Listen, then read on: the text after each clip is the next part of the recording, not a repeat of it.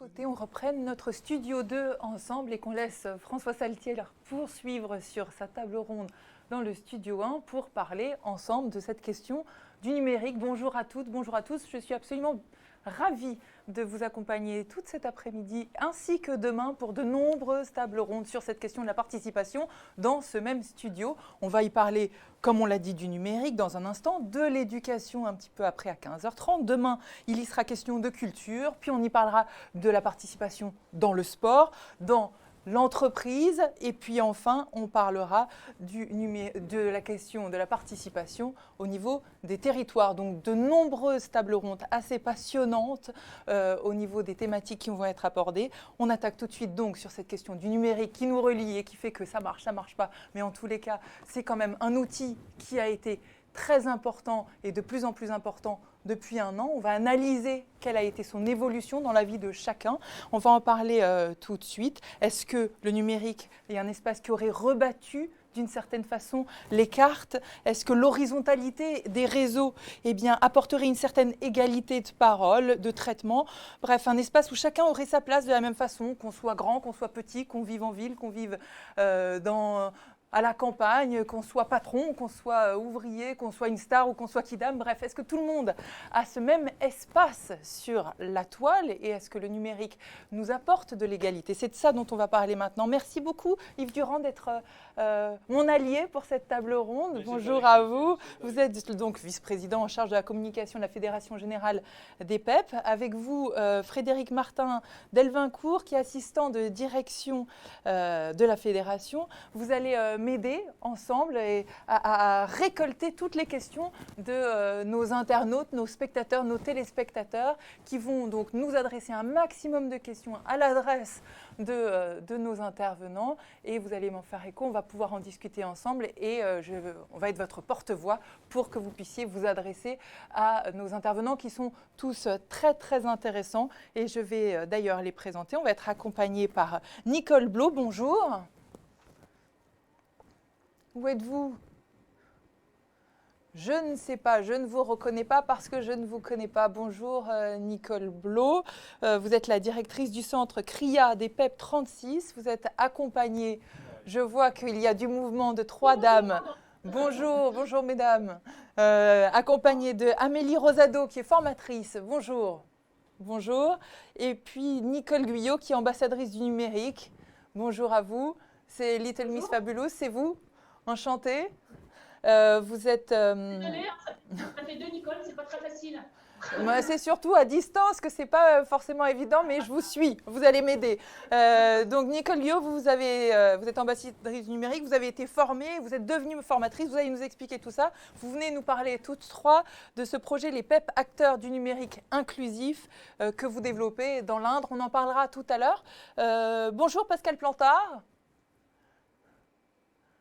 Bonjour. Bonjour. Bonjour, merci d'être là. C'est très beau chez vous. Il y a la mer derrière vous, c'est la vraie? Oui. Ou elle est numérique? Je viens de descendre de mon bateau. Oh, merci de venir nous rejoindre comme ça à quai. Vous êtes professeur de sciences de l'éducation à Rennes, co-directeur du groupement d'intérêt scientifique, le GIS Marsouin, qui est le plus important réseau francophone de recherche sur les usages technologies numériques. Vous allez nous expliquer un petit peu une sorte d'état des lieux de la situation, une photographie qu'on va faire ensemble dans un instant. Et puis, bonjour à vous Pierre-Louis Roll.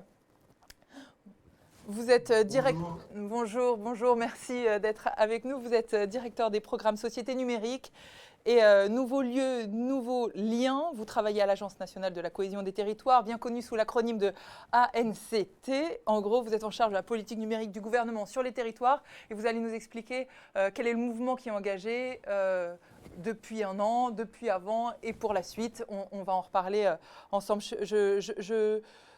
Donc, n'hésitez pas à poser un maximum de questions. Je vais quand même engager une sorte d'état des lieux ensemble sur le sujet. Avec vous, Pascal Plantard, vous qui êtes donc anthropologue des usages des technologies numériques, co-directeur du GIS Marsouin, peut-être là, à l'heure actuelle, aujourd'hui, maintenant où je vous parle, on vient d'entrer en France là, dans un nouveau confinement. Les écoles sont à nouveau fermées. Quel constat est-ce qu'on peut faire au bout d'un an après, sur cette fracture numérique. Elle s'accentue ou finalement on s'est rendu compte d'un sujet il y a un an et là, il y a quand même une sorte de prise de conscience. Comment vous voyez la situation là?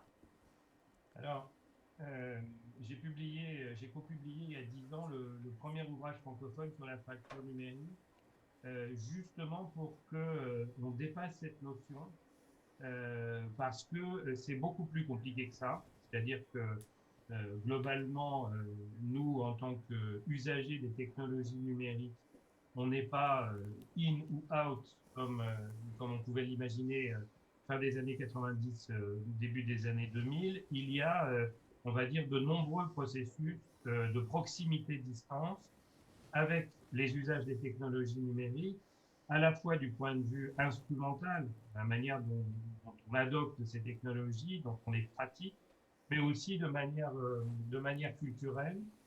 Euh, et donc, avant de vous répondre, je vais poser deux repères qui sont absolument fondamentaux pour comprendre de quoi on va parler.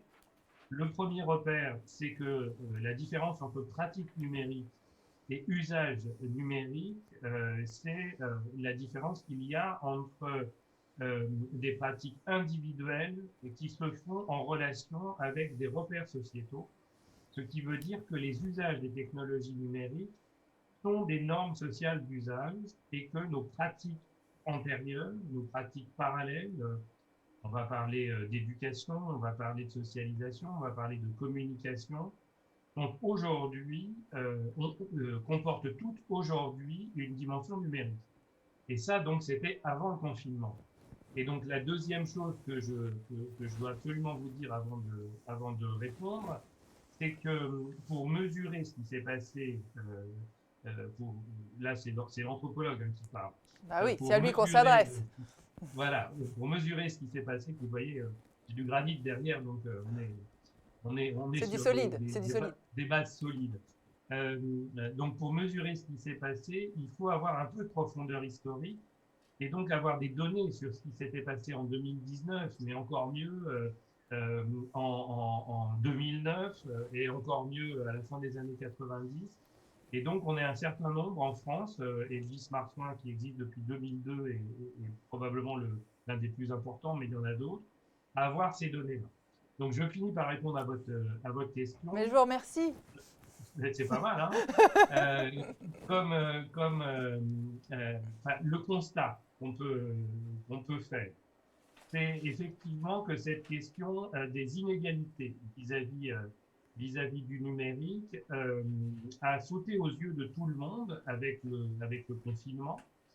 Et donc, plutôt que d'imaginer que ça concernait, on va dire, les anciens, les personnes bénéficiant des minima sociaux, les personnes en situation de handicap, on s'est rendu compte que cette question, finalement, d'abord de l'accès et ensuite de l'usage, pouvait toucher, on va dire, des familles aisées qui étaient parties dans leur maison de campagne en oubliant qu'il n'y avait pas le réseau, ou du moins un réseau nettement moins important.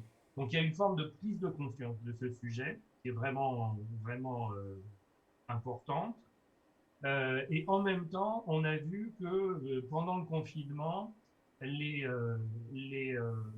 évolutions dépendaient beaucoup de ce qui était, ce que nous on appelle les signaux faibles, donc de ce qui était perceptible avant le confinement.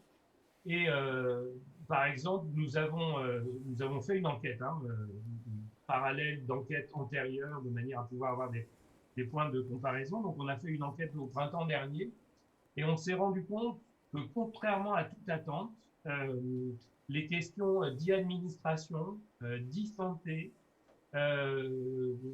voire d'e-commerce, alors qu'on était en confinement et qu'on a eu l'impression de découvrir ça, était soit plus répandu qu'on ne le croyait, soit en situation de résistance plus importante des usagers, et ce qui a par contre vraiment explosé, puisque sous mes yeux, là j'ai les chiffres de ce tableau, ce qui a vraiment explosé, c'est la question de l'école à la maison et de l'accompagnement scolaire, puisqu'on a un taux de progression de 43% des gens que l'on a sondés, échantillons représentatifs de la population française, qui déclarent finalement s'être occupés de leurs enfants via les outils numériques, là où on a des progressions, par exemple sur le faire ses courses. Alors il y en avait plus qui faisaient leurs courses avant, mais on n'a que 15%. Donc mon message, c'est de dire ça a progressé. On a restitué là, il y a peu de temps nos travaux dans un webinaire.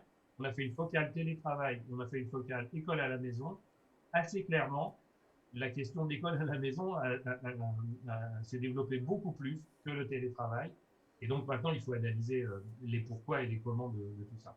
Et justement, par rapport à cette étude que vous avez menée pendant le confinement, au printemps dernier, qu'est-ce qui ressort finalement lorsqu'on reprend le distinguo que vous faites entre les pratiques et les usages? Si je comprends bien, et vous m'arrêtez si je fais fausse route évidemment, hein, la pratique c'était finalement ce que individuellement chacun avait l'habitude d'avoir comme réflexe, on va dire, comme comportement.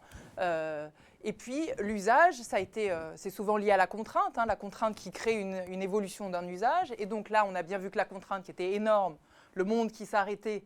Et donc, est-ce que ça a développé cet usage sur ce qui vous paraissait le plus fondamental à ce moment-là? C'était continuer l'éducation des enfants. Donc finalement, ça a fait évoluer les pratiques parce qu'il y avait une nécessité, alors que jusque-là, certains ne voyaient pas forcément la nécessité d'être passés au numérique.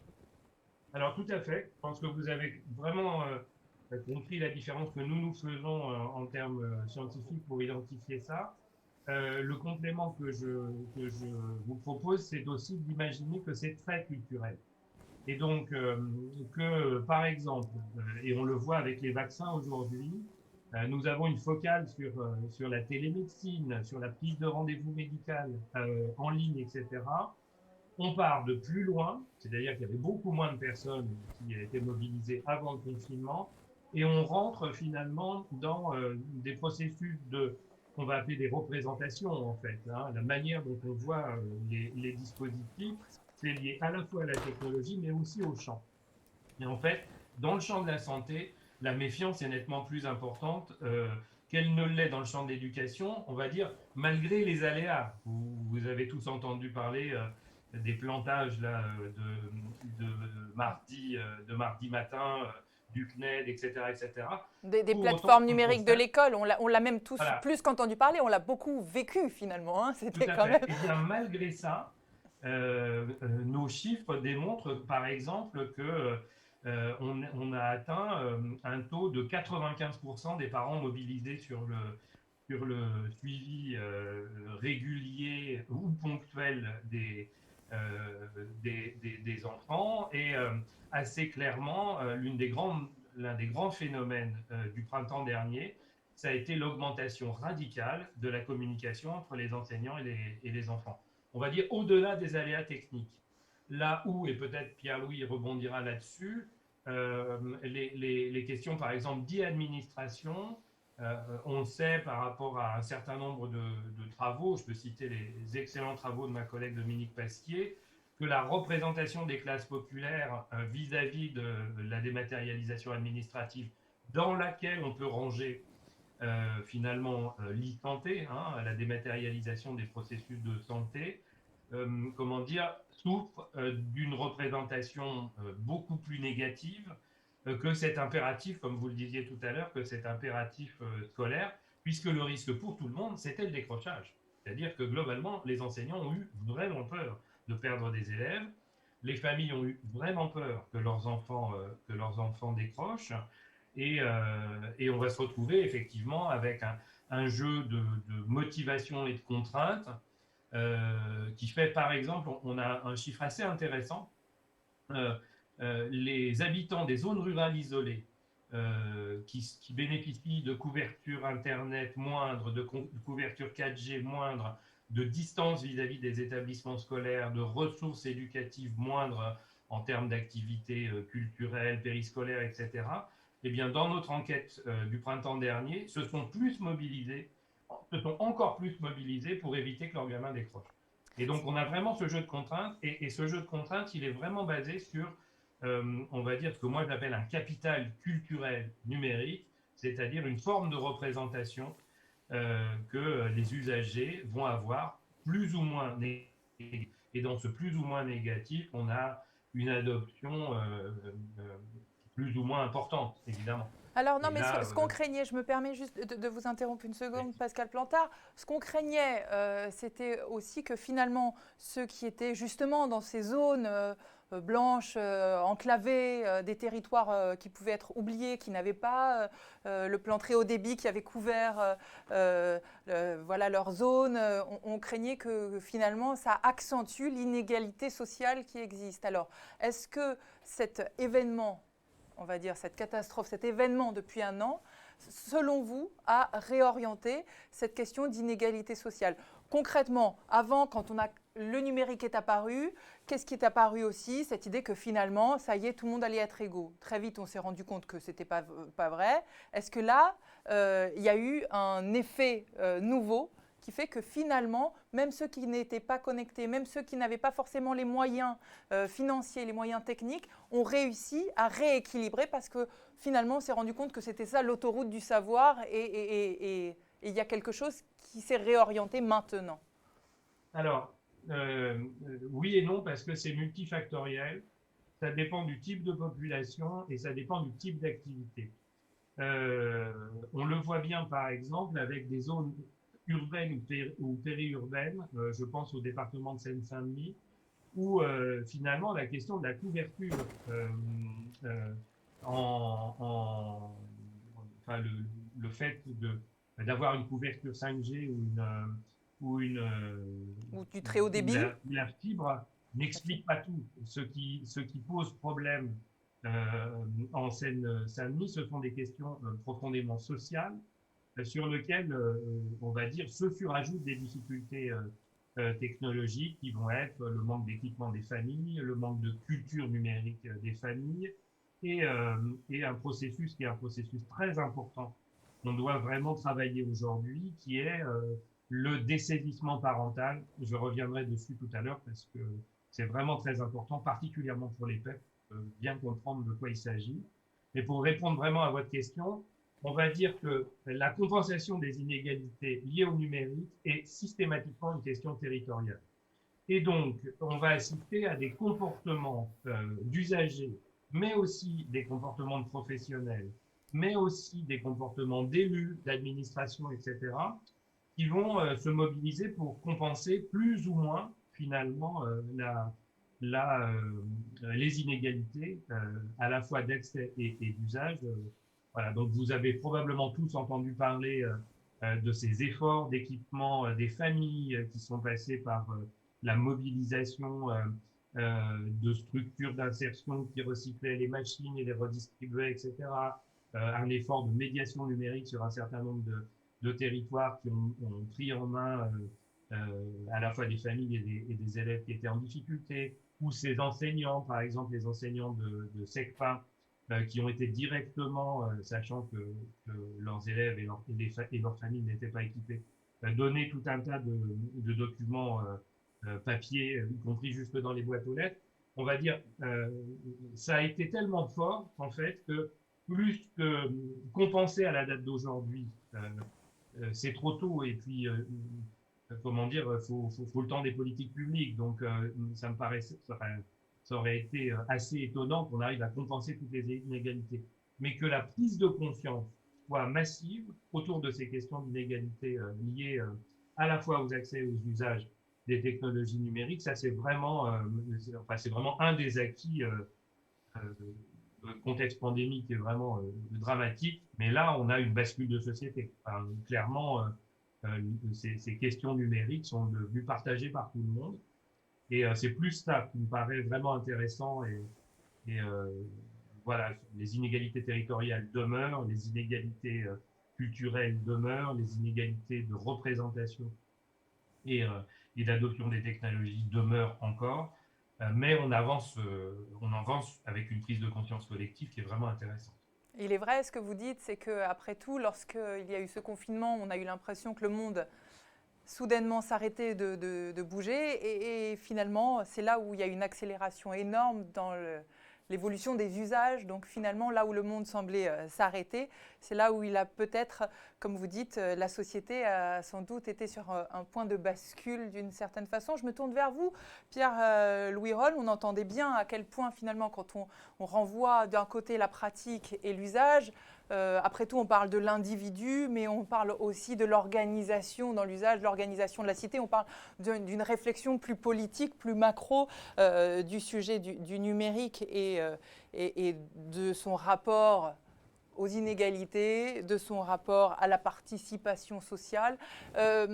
Par rapport à ce qui a été dit, vous, qui êtes le directeur du programme Société numérique à l'Agence nationale de la cohésion des territoires, je rappelle, quels sont aujourd'hui vos principaux chantiers et peut-être quelle est votre lecture de la situation déjà a priori? Tout d'abord, merci beaucoup pour l'invitation. Je suis ravi de participer, de pouvoir échanger avec les personnes autour de la table. Je pense que pour avoir un avis sur la situation, il est toujours très utile d'entendre ce que dit Pascal Plantard. Et il a dit quelque chose qui sont assez essentiels dans la façon dont on aborde du côté de l'État cette question de la médiation numérique et de l'inclusion numérique. Il rappelait en introduction qu'il n'y avait pas d'un côté les inclus et d'un côté les exclus du numérique. Et c'est quelque chose sur lequel on essaye de fonder notre action et que la situation de crise sanitaire qu'on a vécue a bien révélé. Pour nous, il n'y a pas une fracture numérique dans le pays, dans le sens où on aurait deux blocs distincts et quelque part une sorte d'approche de stock à traiter une fois qu'on aura inclus numériquement certains. Tout ira mieux. Et nous, le principe de notre action, c'est de partir du fait qu'on ne sait pas qui seront les exclus du numérique de demain, que la technologie va continuer d'évoluer et qu'il faut qu'on adopte une politique publique qui permette de prendre en compte ces disparités-là. Et qu'effectivement, il y a une urgence à agir auprès de certains publics qui se retrouvent en rupture d'accès aux droits, du fait aussi d'une partie de la responsabilité de l'État qui est massivement dématérialisée, peut-être avec une croyance très forte dans le fait que quelque part le numérique serait un rouleau compresseur que tout le monde allait adopter, et avec des inégalités qui ont été renforcées, sociales, familiales, territoriales, du fait de la matérialisation. Mais quelque part, on ne peut pas se contenter d'être la voiture balai de cette dématérialisation des démarches administratives, et l'approche qu'on défend est une approche de montée en compétences globale de la population, une approche de médiation numérique qui va passer par l'apprentissage et l'acquisition d'un capital culturel numérique, comme disait Pascal tout à l'heure, à la fois pour pouvoir profiter des opportunités qu'offre le numérique en termes culturels, en termes éducatifs, en termes administratifs, en termes aussi de loisirs, où qu'on soit sur le territoire et quel que soit notre bagage éducatif et social. Mais alors, oui, pardon, juste par rapport à ce que vous dites, qu'on comprenne bien. Quand vous dites on ne sait pas qui seront les exclus du numérique de demain et donc on prépare notre politique publique en fonction de ça, je ne comprends pas comment vous faites. Et je ne comprends pas d'ailleurs pourquoi on ne sait pas qui seront les exclus du numérique de demain. Expliquez-moi mieux finalement cette donnée flottante. Parce que la technologie va continuer d'évoluer. Aujourd'hui, on a rempli des formulaires. Maintenant, on commence à répondre à des chatbots. Là, on a adopté au forceps la visio. Et il y a un an, on n'aurait sûrement pas eu ça aurait été impensable qu'on organise cet événement de cette façon-là. Donc là, ce sont des micro-ajustements. Ouais. Mais dans bien malin, qui saura dans 15 ans quelle va être la technologie. Et il suffit de voir, aujourd'hui on ne prend plus des notes sur papier non plus, enfin les choses, enfin si encore un peu. Ah, vous voulez dire que moi je suis exclu là, ça c'est ça, moi je suis exclu. Il faut qu'on prendre en compte voilà, ces effets-là. Alors il ne s'agit pas d'avoir de la pensée magique non plus et céder aux sirènes des effets de la transformation un peu magique de la tech, hein. C'est souvent bête et méchant tout ça, mais il n'empêche que ça fait des micro-ajustements qu'il faut prendre en compte. Et Pascal expliquait très bien tout à l'heure quand il parlait des 43% d'augmentation du recours de l'école à la maison. Ça aussi, c'est quand même quelque chose d'assez nouveau à prendre en compte et qu'on n'avait pas forcément Imaginez, on disait, quand on a remis le rapport au ministre qui cadre aujourd'hui, et je reviendrai sur ce que l'on fait et comment on le fait, qui cadre notre champ d'action aujourd'hui, qui était le rapport de la stratégie nationale pour un numérique inclusif, où on pointait 13 millions de personnes éloignées du numérique en France. Et donc on avait construit cet indicateur à partir de plusieurs études, et notamment les travaux du groupement d'intérêt scientifique Marsouin, avec, pour avoir un peu une traduction en valeur absolue, on estimait à 7 millions de personnes qu'il était urgent de former, d'amener vers l'autonomie, et 6,5 millions de personnes qui étaient plus en difficulté, pour lesquelles il fallait prévoir un accompagnement pour faire à la place, pour leur compte, des démarches, etc.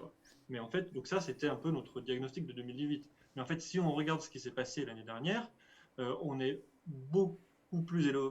Enfin, le chiffre est beaucoup plus grand que simplement 13 personnes en difficulté face au numérique. Et c'était ces vulnérabilités numériques qui étaient évoquées précédemment, qui sont combien de personnes se sont trouvées en difficulté d'aller se connecter à un ENT, l'éducation nationale, d'aller se connecter à tel outil, de suivre, qui étaient des problèmes qu'on ne se posait pas forcément avant, qui n'étaient pas forcément des problèmes qui étaient posés. Mais là, on a bien des nouveaux publics qui ont adopté de nouveaux usages numériques avec de nouveaux outils. Et ce n'était pas quelque chose qui était prévu. Et cette assise de personnes qu'on a à accompagner, en fait, la cible est beaucoup plus éloignée que simplement 13 millions de personnes. On peut, dans toute catégorie socio-professionnelle et dans toute catégorie d'âge et dans tout code postal, se trouver avoir une difficulté à un moment dans sa vie numérique. Oui, ça ne mais... veut pas dire qu'on n'a pas de compétences numériques. Oui, Ça ne veut pas dire qu'on n'a pas un usage du numérique et que ce ne sont pas des compétences qui sont légitimement reconnues par l'État, qui ne sont pas attendues pour faire une démarche administrative, etc. Mais ce n'est pas parce qu'on utilise Le Bon Coin sur son téléphone ou qu'on fait des jeux vidéo sur sa Switch que ce n'est pas une compétence numérique, qu'elle n'est pas légitime. Mais après, ce qu'il faut bien expliquer, c'est ce que ça veut dire derrière en termes d'usages sociaux, d'usages citoyens et de compétences numériques à mobiliser. Voilà. Moi, Désolé si j'ai fait un petit détour, mais... non, mais je vous ai suivi et puis c'était intéressant, mais quand même, ça nous amène à poser une question parce qu'à vous entendre, on pourrait avoir l'impression qu'après tout, quel que soit le territoire, quel que soit l'âge, quelle que soit sa catégorie socio-professionnelle, après tout, finalement, tout le monde s'en est sorti plus ou moins bien. C'était un peu difficile, mais il n'y a pas vraiment de différenciation. Alors qu'il me semble quand même qu'il y a quand même sociologiquement quelque chose il y a des tendances qu'on peut voir apparaître sur ceux qui sont plus facilement connectés, ceux qui ont plus de difficultés, et du coup, quels sont les chantiers à mener, non? Enfin, peut-être Pascal Plantard, peut-être je vous repose la question pour essayer d'avoir le damier d'une certaine façon de cette France et de ces territoires. Ah non, vous voulez, Pierre dites-moi. Je voulais plutôt dire que tout le monde s'en était sorti plus ou moins mal, mais j'admire votre vision positive des choses. C'est vrai que c'est une nature, vous avez raison. Enfin, donc il y a quand même des distinguos, que ce soit bien ou mal, y en a-t-il, Pascal Plantard, où finalement tout est l'un dans l'autre? Est-ce qu'on peut voir clairement, au travers des études que vous avez menées, clairement ce qui apparaît comme public à soutenir plus ou moins? Alors, c'est clairement, on va dire qu'on a des grandes tendances et effectivement, quand on parle en millions, hein, les 12 ou les 13 millions d'éloignés du numérique, on a en référence, même si on essaye de s'en détacher, on a en référence les définitions internationales qui nous ont servi depuis le début des années 2000, finalement de l'équipé connecté. Hein, la définition internationale d'un internaute, c'est quelqu'un qui s'est connecté à Internet dans les 3 derniers mois. Donc si moi je vous annonce nos chiffres, les chiffres de la dernière enquête, on serait à 91% de Français qui sont internautes. Et vous voyez bien que je range dans la même catégorie le jeune demandeur d'emploi en grande difficulté sociale qui vient de réactiver son compte Pôle emploi et on va dire le cadre supérieur l'habitant en hypercentre qui est connecté à H24. Donc on est rentré dans le grain avec un collectif de chercheurs pour essayer finalement de séparer les situations et de séparer aussi les représentations. Donc la première chose que je vais dire, c'est que le numérique ne va pas de soi, en fait. Et en particulier, Pierre-Louis a pointé ça tout de suite. Ça traverse aujourd'hui le débat de la 5G, puisque je suis invité à intervenir dans ce débat de la 5G. Vous imaginez qu'en tant qu'anthropologue, les aspects technologiques de la 5G, je ne les maîtrise absolument pas. Seulement, on va dire, pas mal d'élus, de citoyens me demandent, mais la 5G, pourquoi faire en fait? Il y a quelque chose de cet ordre-là qui est en train de s'installer. Donc, il y a des vulnérabilités, on va dire, socio-numériques, parce qu'elles ne sont pas que numériques, et en même temps que ces vulnérabilités socio-numériques, il y a des degrés d'exposition aux injonctions numériques qui font que effectivement les plus vulnérables sont souvent ceux à qui on demande le plus. Alors, pour bien me faire comprendre, on va C'est-à-dire, prendre oui. l'exemple de l'e-administration, pour que vous compreniez bien. Une famille de cadres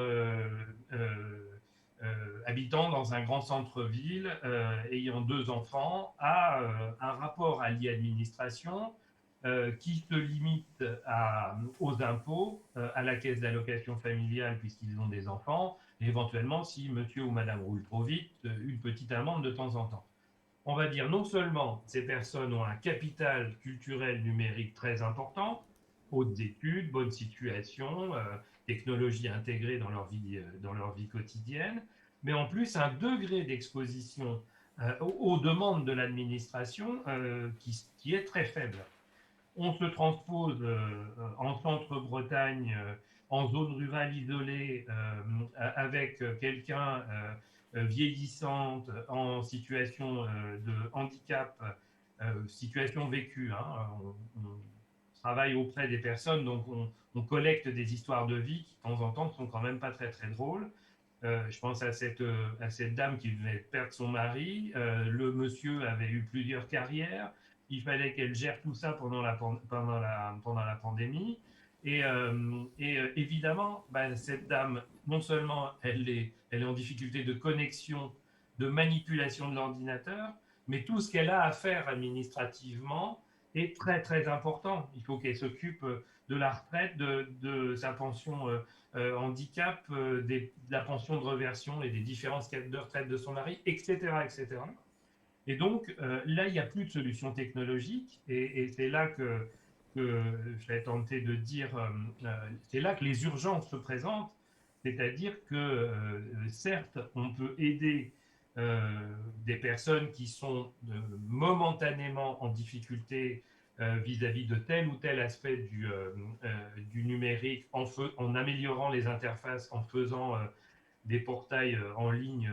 Je pense par exemple à Aidant Connect, là, qui aide justement les personnes de la famille qui vont en aider d'autres. Mais il y a tout un tas de populations, enfin tout un tas, il y a un nombre quand même assez important de populations qui a vraiment besoin d'une aide physique en fait pour, voilà, pour s'en sortir vraiment, parce que, comme le disait Pierre Wirol tout de suite, bah, il y a des questions de survie, des questions d'accès aux droits, et qui dit accès aux droits pour un certain nombre de gens, dit aussi accès au budget mensuel qui ne va pas tomber si on a oublié, les choses, enfin, si on a oublié de remplir ses Un papiers, si on a document. passé les échéances, etc. Et donc, il y a, on va dire, une diffusion de la question de l'appropriation des technologies et on va dire, des difficultés d'usage, on va dire, situées en fonction de telle ou telle contrainte. Vous voyez bien qu'il y a une vraie résistance autour du télétravail. Enfin, il se passe là d'autres choses que ce qu'on est en train de raconter. Et il y a des gens qui sont à l'aise avec le numérique et qui n'ont pas spécialement envie de télétravailler. Donc on est dans un autre espace.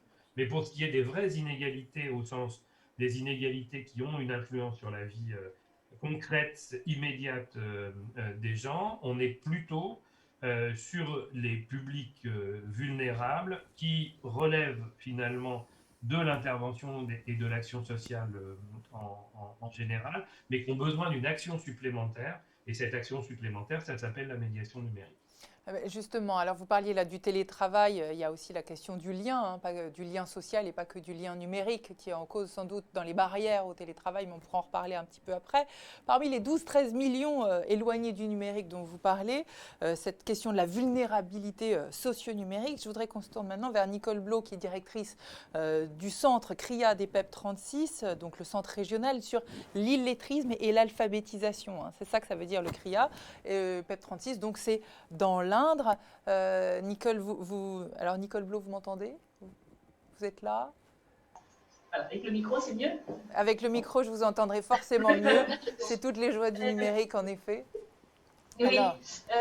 Donc oui, je suis responsable d'un centre ressources illettrisme analphabétisme pour l'acronyme CRIA. Nous avons la particularité d'être 2 en France à être portés par les PEP. Nous, les PEP, l'agence départementale du 36 et ma collègue du 18. Et notre fonds d'intervention, on va dire, c'est d'apporter une aide et une réponse à toutes les problématiques de savoir de base, et plus particulièrement l'illettrisme, et puis bien sûr aussi l'alphabétisation des publics d'origine étrangère, problématique de langue. Voilà. Toujours. Alors, je recontextualise juste un tout petit peu plus par rapport à ce que vous disiez. Vous disiez que vous étiez 2 à adhérer justement au PEP. Ça participe aussi à un projet national, les PEP acteurs d'un numérique inclusif qui est soutenu par l'Agence nationale de la cohésion des territoires. Donc, on en reparlera, Pierre-Louis Roll. Et donc, c'est un projet initié par les PEP depuis 2018. Il y en a à peu près 18 aujourd'hui sur tout le territoire.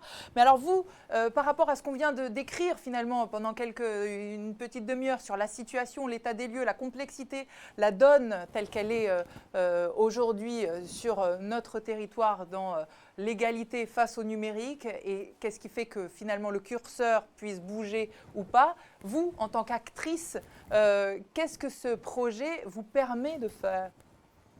Alors, les CRIA n'ont pas pour objectif forcément de faire de la formation, parce que là, on va entendre tout à l'heure Amélie et Nicole, Amélie en tant que formatrice et Nicole en tant qu'apprenante.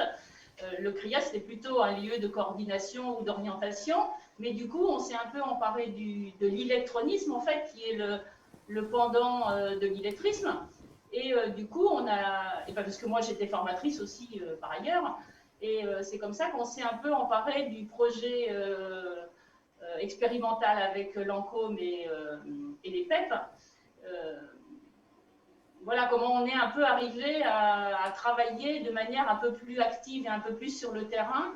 Parce que vous voyez, parce que vous voyez au quotidien des sujets, il y avait des exemples, là on entendait Pascal Plantard nous donner des exemples finalement de ce qu'il a pu recueillir en tant qu'anthropologue quand il va sur le terrain voir les réalités, et donc on entend par exemple le profil de cette dame en Bretagne qui est veuve et qui est complètement démunie face à l'outil numérique alors qu'elle doit, pour s'en sortir dans la société, remplir des documents via le numérique. Vous, au quotidien, cet illectronisme, c'est ce mot qui est apparu donc pour définir ça, vous le voyez, il y avait des réalités, c'était prégnant parce que dans votre territoire, il y a moins de connexions. Expliquez-nous un petit peu l'état des lieux et comment vous avez fait pour transformer ça, pour agir. Parce que du coup, l'observation de terrain, c'est la double peine en fait.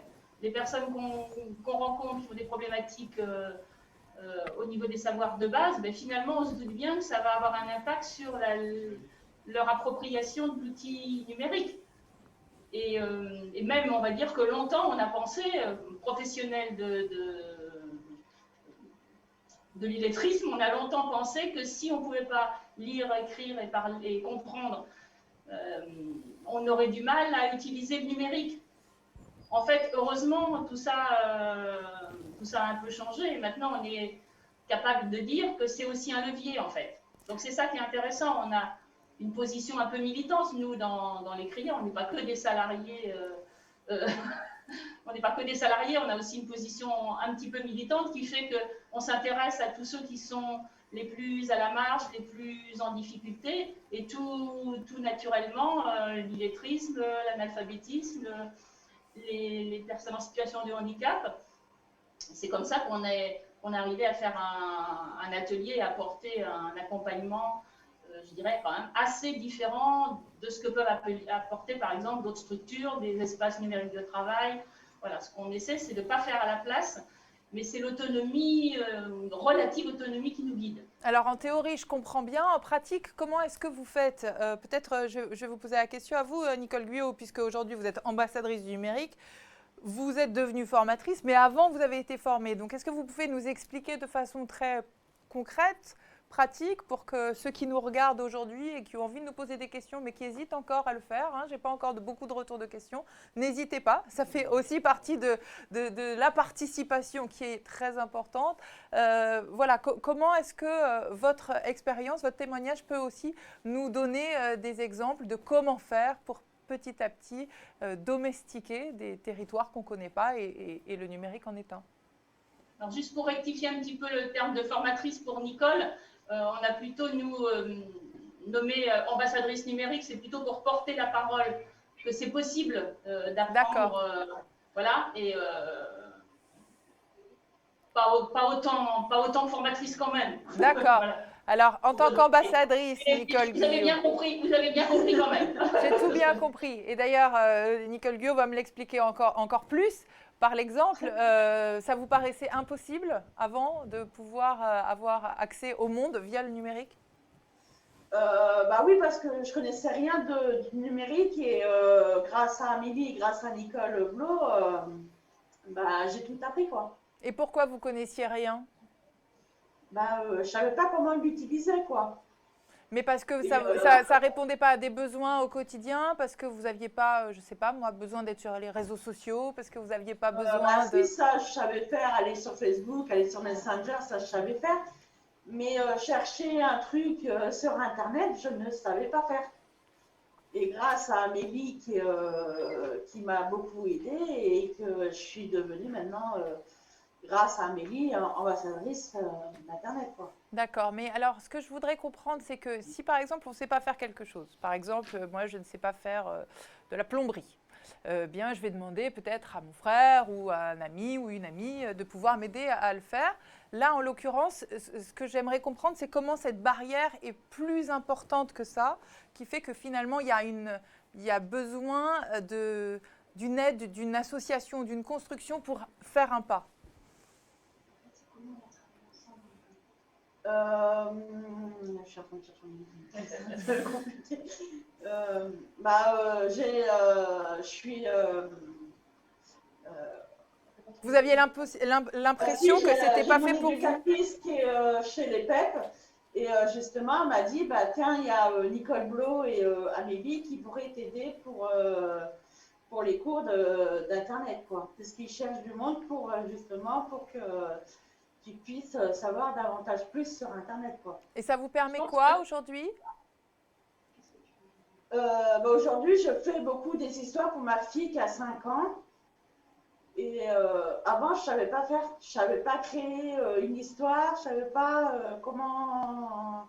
J'ai acheté un bouquin pour ma fille, quoi. Et maintenant, grâce à Amélie, j'ai fait…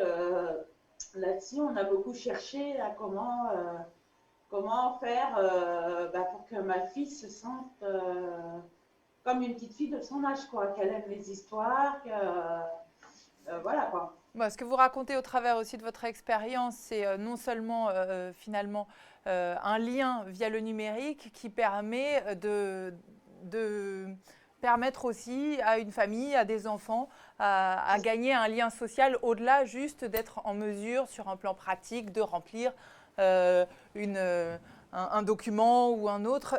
Amélie Rosado, donc vous êtes formatrice en l'occurrence. Expliquez-moi quelle est la nécessité sur le terrain, comme ça, pour aider des personnes comme Nicole Guyot à faire le pas. Quel est le blocage en réalité? C'est juste de ne pas connaître ou le blocage est différent?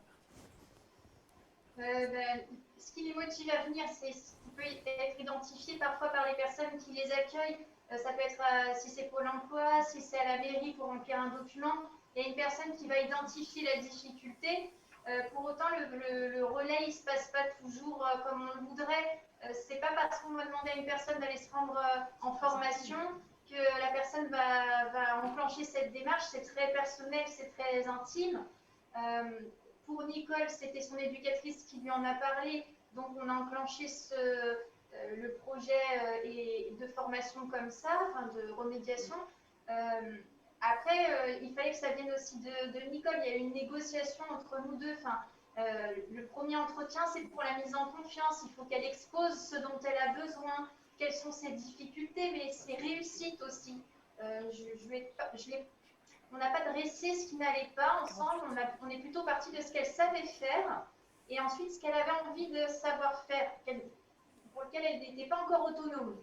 Et en partant de ses compétences, de ses savoir-faire, on a fait une petite toile comme ça et on a commencé à travailler ensemble sur les points sur lesquels elle pouvait être plus en difficulté, où elle avait besoin de gagner en autonomie. Et ça fonctionne un peu pareil pour tous les publics. On a accueilli d'autres personnes. Voilà, il y avait beaucoup besoin de se mettre en confiance parce que le terme de formation, ça renvoie parfois à l'école, ça renvoie au groupe, au regard des autres. Il y a une jeune femme qui a suivi la formation avec Nicole, Angélique, qui disait que j'avais peur qu'on se moque de moi, qu'on voit que je ne sais pas faire et puis les autres savent le faire. Il y a beaucoup de mise en confiance et de construction pas à pas entre la personne qui vient pour apprendre et le formateur. Exactement. Juste une petite question, Nicole Blo. Il y a combien vous accompagnez combien de personnes à peu près via le centre CRIA des PEP 36? Du coup, là, on a profité du financement expérimental de l'ANCOM en 2019 en faisant le choix de faire beaucoup d'individuels, ce qui n'est pas toujours possible. Je connais bien le monde de la formation, ce n'est pas toujours facile d'avoir des financements qui permettent un accompagnement aussi individuel et individualisé, même si si Nicole est devenue ambassadrice numérique, c'est qu'elle a quand même rencontré des gens. Donc ça veut dire que le rencontrer des personnes et être à plusieurs, on apprend aussi de ses pairs, hein, on sait ça. Mais oui, on accompagne une vingtaine de personnes, je pense, on peut dire ça, voilà. Une vingtaine de personnes. Certains avec des parcours plus ou moins longs en fonction des besoins. Et Nicole, elle s'est emparée, alors ça c'est l'effet confinement de l'année dernière, qui l'a fait s'emparer complètement différemment de ce qu'on aurait pu penser au début. Je pense même si on s'était vu en présentiel comme c'était avant, je pense qu'on ne serait peut-être pas arrivé à son engagement aujourd'hui, à sa parentalité, à ce travail qu'elle a fait en tant que maman éloignée de son enfant. Voilà, tout ça, c'était quand même un fruit positif du confinement, si je peux dire ça comme ça. Enfin, en tous les cas, Pardon, je vous ai interrompu par erreur. Mais bon, voilà, nous, la particularité, pour répondre à votre question du nombre de personnes, c'est quand même étroitement lié à l'individualisation qu'on a pu faire par nos finances et qu'on n'est pas forcément un centre de formation classique. On est bien conscient que ce n'est pas toujours possible à faire quand il faut rapporter ça au coût horaire. Comme on sait comment ça se passe. Non, mais ce qui est intéressant, c'est qu'après tout, lorsqu'on parle de cette question de la vulnérabilité socio-numérique, qui peut être une sorte de vision un petit peu macro, face à cette vulnérabilité, on entend à titre individuel, comme vous l'expliquez là, un sujet de besoin surtout de recherche de confiance. C'est ça qu'on doit aller chercher. On va revenir dessus ensemble, Pascal Plantard, Pierre-Louis Rolle. Peut-être, je me tourne vers vous, Yves Durand. Il y a des questions via le numérique qui nous arrivent. Oui, c'est ça. Il y a des questions qui arrivent. D'abord, on voit bien, les internautes voient bien et comprennent bien que l'accès au numérique n'est pas uniquement un problème technologique ou même d'accès à l'outil numérique, mais un véritable problème culturel et qu'il y a donc la nécessité d'une inculturation au numérique et donc d'une formation au numérique. Inculturation qui n'existe pas selon en particulier les catégories sociales avec par conséquent le creusement des inégalités. Donc ça serait c'est la première préoccupation de ce que nous transmettent les internautes. Et puis il y a une deuxième question qui surgit également compte tenu de l'actualité d'aujourd'hui, qui est le confinement, et en particulier le confinement à l'école. le fait que les écoles ont été fermées, elles le sont d'ailleurs en ce moment, et ont été fermées un certain nombre de semaines avec l'éducation à distance, le poids sur les parents et aussi le problème, au fond, de l'utilisation du numérique pour l'éducation des enfants. Donc la question de fond qui apparaît dans toutes les questions qui nous sont posées, c'est oui, le numérique est un outil extrêmement important pour l'autonomie. On vient d'ailleurs de l'entendre de la part de Nicole. De Nicole, voilà, l'ambassadrice du numérique. C'est un outil d'autonomisation. Mais en face de l'autonomie et de la recherche d'autonomie, il y a aussi la socialisation. Et je pense en particulier à l'école. L'école, c'est l'apprentissage de l'autonomie, c'est aussi l'apprentissage de la socialisation, de la vie en commun. Et cette vie en commun se fait dans la classe, c'est-à-dire se fait en présentiel. Ça ne s'apprend pas tout seul chez soi, y compris en famille et avec ses parents. Donc, au fond, la question que les internautes ont envie de vous poser à tous, c'est comment relier l'autonomie et la socialisation, le distanciel et le présentiel, comment, au fond, trouver le bon équilibre entre l'usage du numérique et ce qui est tout simplement la vie en commun. Et si je reprends le cas de l'école, la classe, comment cet outil-là permet, en même temps que l'autonomie, permet la socialisation. À qui s'adresser Pascal Plantard? Je pense que cette question-là, elle est tellement, à mon avis, et les internautes ont raison de la poser, fondamentale, que ça se pose à vous trois. Enfin, à vous 1, 2, 3, 4, 5, à vous 5. Pascal Plantard, peut-être pour commencer, si vous voulez. Écoutez, je veux bien commencer. Vous êtes sur une question scientifique à très haute densité. Il me semble que ce qu'on est en train de vivre, c'est un fait social total. Pour reprendre le vieux concept de Marcel Mauss, qui nous a rappelé que les grandes épidémies, les grandes guerres ont fait basculer l'ensemble des sociétés sur un autre modèle. Donc je pense qu'on est dans cette période-là.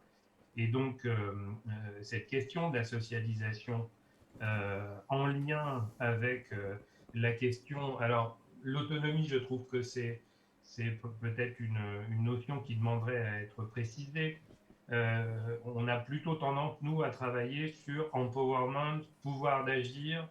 Je ne vais pas aller jusqu'à capacité, vous savez, l'approche théorique d'Amartya Sen, mais en tout cas, ce qui est évident dans les travaux nationaux et internationaux, c'est que le pouvoir d'agir avec le numérique est inégalement distribué. Pour autant, les correctifs ne sont pas que des correctifs individuels. C'est-à-dire que ce n'est pas parce qu'on décide du jour au lendemain d'avoir du pouvoir d'agir avec le numérique, et on l'a bien vu dans la situation que nous a présentée Nicole, qu'on va trouver les ressources, qu'on va trouver des personnes accueillantes et formées, qu'on va reprendre confiance en soi, etc., etc. Et donc, une partie de notre boulot, c'est peut-être plutôt de trancher et de répondre comment on fait. Bah, écoutez, on serait bien magicien que de vous dire comment on fait, mais par contre, on peut peut-être pointer un certain nombre de signaux faibles qui nous permettraient de comprendre finalement quel avenir a cette question et quel avenir proche à cette question. Vous évoquiez tout à l'heure le point crucial des parents, le sujet parental.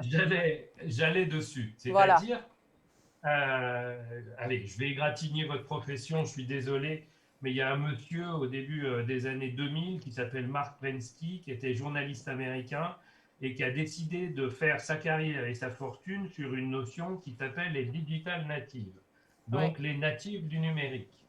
Alors, ces natifs du numérique, moi j'appelle ça le complexe d'Obélix, vous voyez où j'habite, c'est un peu normal. Le complexe d'Obélix, c'est qu'ils feraient tomber dans la marmite des technologies quand ils sont petits et ils n'ont pas besoin de la potion magique d'éducation. Sauf que ça fait 30 ans qu'on promène ce truc-là. Pourquoi? Parce que le discours médiatique, marketing et malheureusement quelquefois politique fait du jeunisme en fait un argument de vente des technologies. Si vous avez le dernier smartphone, vous êtes jeune. Si vous êtes branché sur les réseaux sociaux, vous êtes jeune. Alors, auquel cas, je serais un vieux de la génération Y, ce qui serait quand même assez étonnant. Il faut absolument se rendre compte que les pratiques numériques des jeunes sont aussi différentes au sein d'une même classe d'âge que les pratiques numériques entre les classes d'âge. Un de mes doctorants qui a soutenu sa thèse en 2019 a travaillé avec les classes de SECPA de la ville de Brest. Au début de sa thèse, il a constaté que les élèves de 4e de SECPA étaient plus équipés en smartphone que les élèves de 4e ordinaire. Et quand il a fait des entretiens, les élèves lui ont dit « Mon smartphone, il n'a pas l'Internet ».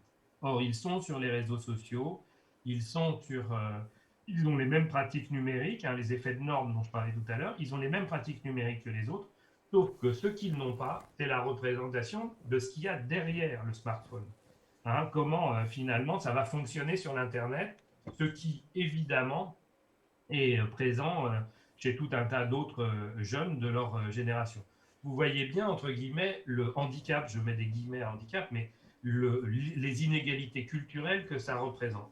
Alors, je vais au bout de la thèse de Yann Guéguin, qui a constaté que dans les familles populaires, dans des familles ayant de nombreux problèmes sociaux, culturels, voilà, il y avait, comment dire, des pratiques, de l'Internet qui étaient des pratiques illicites, hein, la pornographie, des très jeunes sur les réseaux sociaux, mais qui avait une pratique beaucoup plus surprenante qui venait d'arriver, c'était le chantage aux parents. Et c'est quoi le chantage aux parents? Ben, c'est tout simplement, tu me payes la dernière PS5 à Noël, sinon je délivre les secrets, les secrets de famille sur les réseaux sociaux. Je raconte que tonton couche avec la voisine, etc., etc. Ça peut faire sourire, sauf que... Mais c'est si fréquent que ça ou c'est juste anecdotique ce dont vous parlez? C'est exactement ce que j'allais vous dire. Il l'a vu beaucoup dans sa thèse, donc elle a été soutenue en décembre 2019. Donc on s'est dit, il faut quand même qu'on aille voir ce qui se passe là. Dingue, ouais. On s'est rendu compte qu'il y avait de tout un tas de processus. Et j'ai répondu aux journalistes de la Gazette des Communes quand l'histoire de Samuel Paty est arrivée. Et finalement, on a réussi à comprendre vraiment ce processus. Comment ça se passe? Des parents qui sont déjà en grande difficulté parentale vis-à-vis de leurs enfants dans la socialisation ordinaire. Ils sont en général dans des situations très compliquées vis-à-vis de l'école. Hein, on a un vécu des parents difficile au niveau scolaire, un vécu des jeunes difficile au niveau scolaire, et qui sont donc très en distance vis-à-vis de l'école, se retrouvent finalement confortés par un discours général sur les digital natives, sur le fait que les jeunes seraient naturellement compétents, et donc on se retrouve avec des interactions entre parents et enfants qui disqualifient les parents, et évidemment, on ne disqualifie pas les mêmes parents dans toutes les familles de la même manière. En général, c'est des parents fragiles. Donc, on va dire que cette question numérique se double d'une vraie question éducative que nous, on appelle le dessaisissement parental. Et ce qui s'est passé, et ça c'est vraiment très, très, très intéressant par rapport au confinement, c'est que ce dessaisissement parental a commencé à parler à tous les professionnels. Les formateurs, les éducateurs, les enseignants, les journalistes, quand je discute avec eux, qui se sont rendus compte que finalement, l'école à la maison avec 3 ados, plus le télétravail, c'était peut-être pas aussi simple que ça. La question finalement de l'encadrement des pratiques numériques du point de vue parental des jeunes aujourd'hui est une question qui a été révélée par le confinement et qui est vraiment une question importante. Je ne veux pas être trop long, mais je veux juste faire passer le message aux collègues d'EPEP J'ai actuellement un doctorant qui a travaillé avec les PEP 29 en maison d'enfants à caractère social, une autre doctorante qui a produit une thèse sur des jeunes en situation de handicap physique et psychique.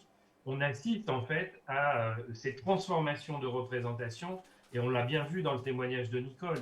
Il faut que les parents, dans les milieux les plus vulnérables, etc., réacquièrent une forme de confiance. Alors, dans le numérique, c'est un outil extraordinaire pour ça. C'est-à-dire qu'on peut accompagner les gens à renforcer leur estime de soi en leur faisant faire tout un tas de choses. Et ces choses-là doivent vraiment être utilisées pour renforcer ce qu'on appelle la parentalité généralement. Mais là, on rentre dans la e-parentalité, et c'est vraiment un des sujets importants. On va rebondir un instant justement sur ce sujet de e-parentalité et de dessaisissement parental, mais aussi par rapport à ce que vous avez évoqué là par rapport au PEP. Un mot, Yves Durand, vous vouliez réagir? Oui, je voulais réagir parce que vous avez partiellement répondu à la question qui était posée par les internautes, le rapport autonomie-socialisation. Je reviendrai en continuant à poser cette même question, en la formulant peut-être autrement, et pour vous tous et vous toutes, revenir au fond au sujet de notre conférence de 2 jours, c'est la participation des citoyens.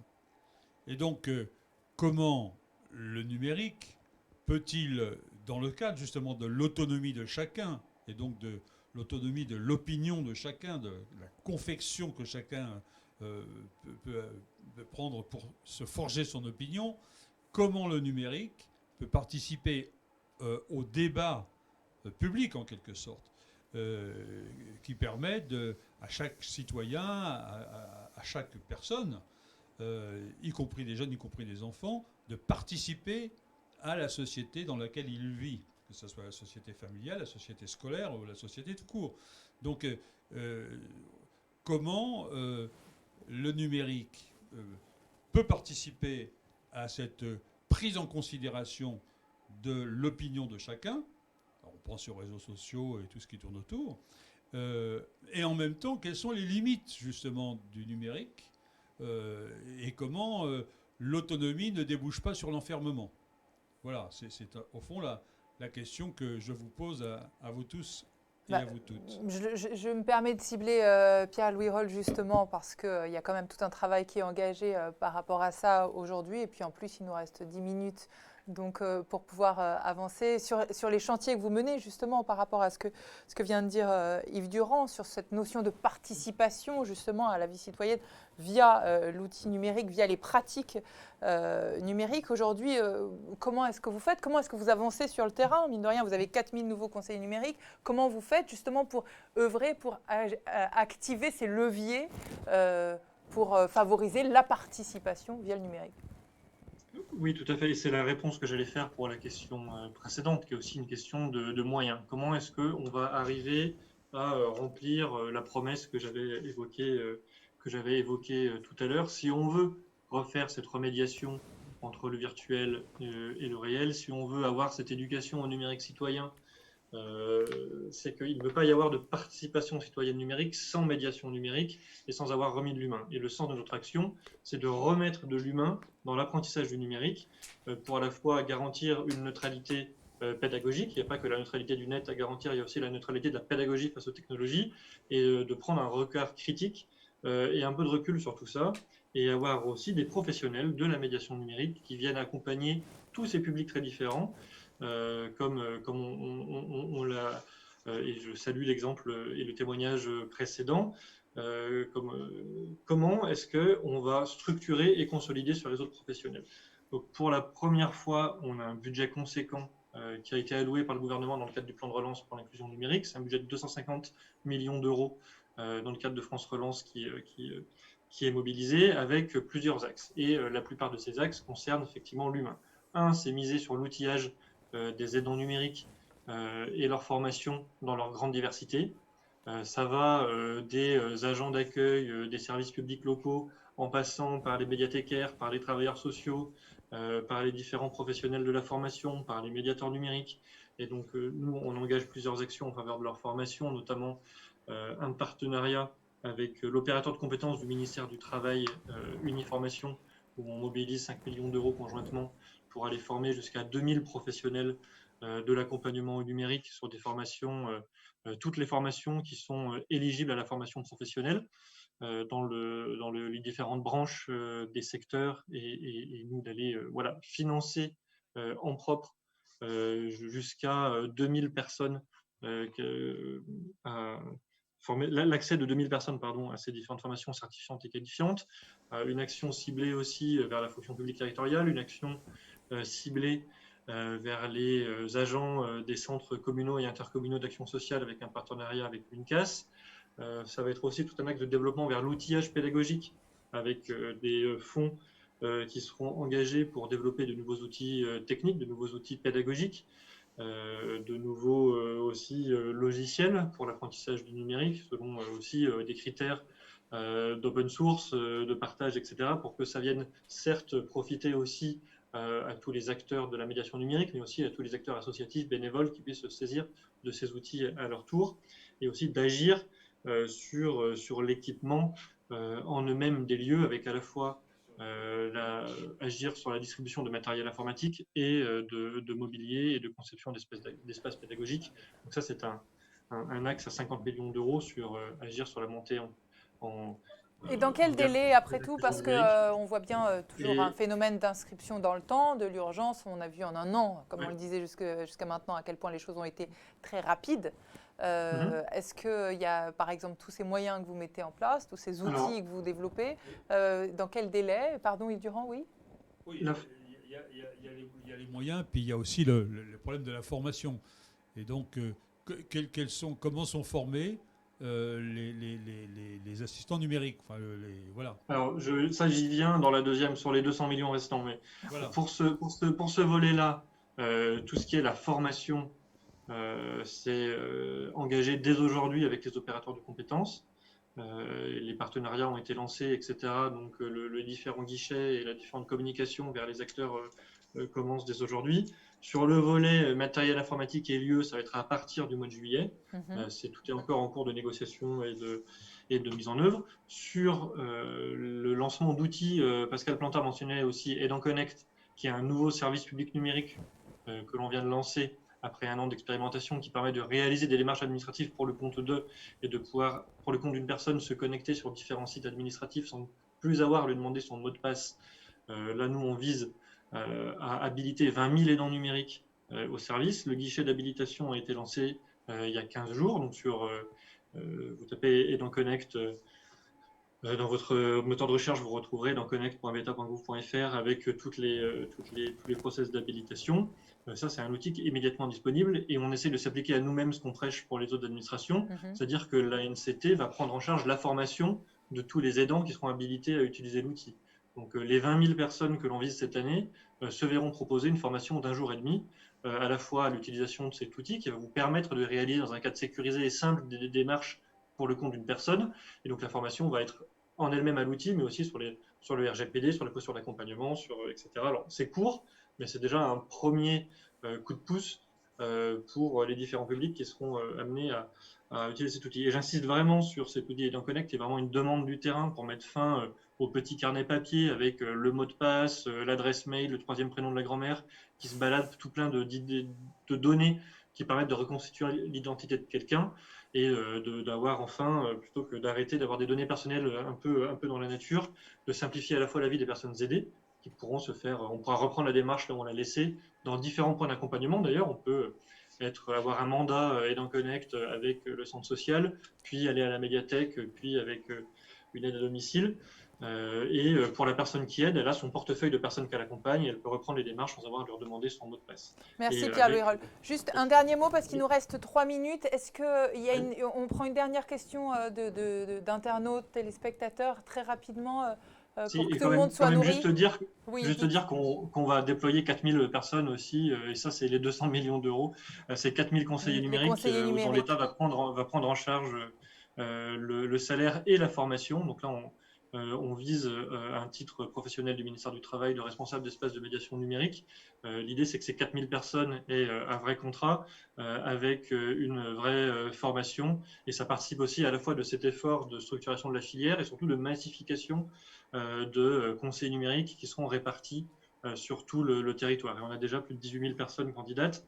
On a une très très grosse demande de collectivités territoriales et c'est bien l'intention de mailler tout le territoire en professionnels également. Du numérique. Voilà. J'entends, merci. Oui, voilà la dernière question et maintenant il nous reste plus que 2 minutes. Elle apportera une conclusion. Une question finalement. en 1 minute pour avoir une réponse en 1 minute. Vous venez de parler, Pierre-Louis Ril, de l'effort de l'État. Quels sont les liens que vous avez avec les collectivités territoriales notamment, de façon à ce qu'il y ait une aide, si je puis dire, inégalitaire par rapport aux inégalités existantes. Je pense par exemple à des départements comme la Seine-Saint-Denis, où il y a un vrai problème d'inégalité face au numérique. Rééquilibré. Nous, on est l'Agence nationale de cohésion des territoires, on est l'agence au service des collectivités. Les collectivités font partie de notre conseil d'administration, donc tous les dispositifs sont conçus pour prendre en compte ces inégalités territoriales. Avec tous nos services d'analyse qui planchent dessus. On est en lien permanent avec nos délégués territoriaux qui sont les préfets de département que l'on a chargé de mettre en œuvre cette analyse de terrain et de dialoguer avec les collectivités. Donc tout est fait en fonction des besoins des collectivités, bien sûr de prendre en compte les spécificités des différents territoires. Peut-être un mot juste pour conclure. Finalement, tout ça, on le voit bien à titre individuel, l'importance que ça peut avoir. On voit bien au niveau de l'inégalité entre les territoires, l'importance que ça peut avoir. Mais de façon plus globale au niveau de l'État, d'un mot pour vous, l'urgence, vous la qualifieriez comment? Pourquoi finalement autant essayer de relever les compétences numériques de chacun? Et en quoi vous voyez que finalement ça peut aider à une meilleure démocratie? Aujourd'hui, le numérique est présent dans tous les aspects de notre vie. Maîtriser les enjeux du numérique, c'est aussi pouvoir pleinement prendre part au débat démocratique. On a des enjeux de réflexivité à développer sur les fake news, sur prendre du recul sur le rapport à la technologie, tous les enjeux familiaux qu'évoquait Pascal Plantard tout à l'heure aujourd'hui. Finalement, aujourd'hui, maîtriser le numérique, c'est une question d'éducation populaire comme une autre. Et maîtriser ces codes-là sont aujourd'hui essentiels pour participer pleinement à la vie de la cité. Donc aujourd'hui, il faut désencastrer les questions numériques du numérique pour les remettre simplement dans le débat public à leur juste place. C'est un enjeu de société et d'éducation populaire à part entière. Merci. D'où l'importance du travail de Nicole Blot, par exemple, et de son équipe. Voilà, merci à chacun de vous d'avoir... Merci et qu'on salue. Voilà. Merci infiniment à chacun de vous d'avoir apporté vos connaissances, vos pierres à l'édifice. Le numérique ne va pas de soi, on retiendra bien cela et ça participe de l'éducation populaire. Merci à tous.